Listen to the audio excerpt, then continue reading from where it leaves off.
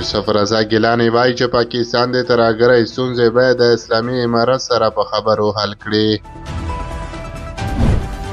او وروستۍ خبره ده چې په دوبۍ کې د نړۍ تر ټولو ستر هوایي ډګر او ترمینل جوړیږي. سلام ستړي مشئ پام وکړئ د یاران ټي وي یوټیوب چینل څخه دوه تازه او مهمو خبرونو ته. یوسف رضا ګیلاني وایي چې پاکستان باید د ترهګرۍ ستونزه له اسلامي امارت سره په خبرو حل کړي. د پاکستان د سنا جرګې رئیس یوسف رضا ګیلاني وایي هېواد د ترهګرۍ له ستونزې سره مخامخ دی او باید دا ستونزه له اسلامي امارت سره د خبرو له لارې حل شي. د پاکستاني رسنیو د راپور له مخې ګیلاني پرون په یوه غونډه کې وویل د امنیت د ټینګېدو لپاره باید له اسلامي امارت سره خبرې وشي او د ترهګرۍ ستونزه له دې لارې هواره شي. پاکستان تور پرې کوي چې اسلامي امارت د ټي ټي پي غړیو ته پناه ورکړي، خو د افغانستان اسلامي امارت د پاکستان دا تورونه ردوي او وایي چې پاکستان د خپلې ستونزې په خپله خاوره کې حل کړي. وروستۍ خبره ده چې په دوبۍ کې د نړۍ تر ټولو ستر هوایي ډګر او ترمینل جوړیږي.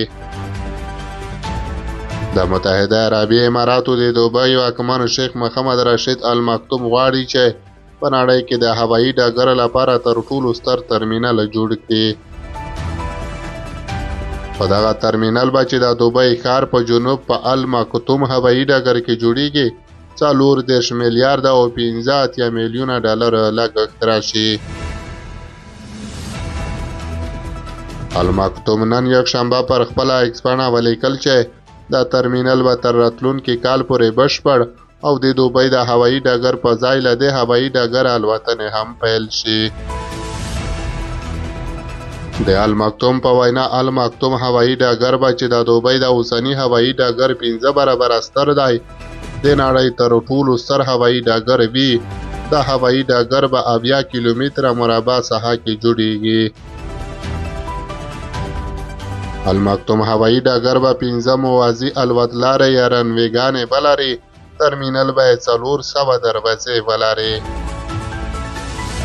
همدغه راز په پام کې ده چې په المکتوم هوایي ډګر کې د نړۍ له خورا پرمختللو ټکنالوژۍ څخه کار واخیستل شي.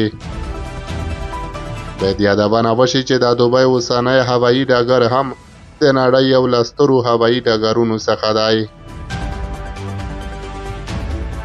حاضر دمه د نړۍ تر ټولو لوړه ودانۍ هم په دوبۍ کې ده او دغه هیواد غواړي چې د داسې جذابو په وسیله لا ډیر سیلانیان جذب کړي.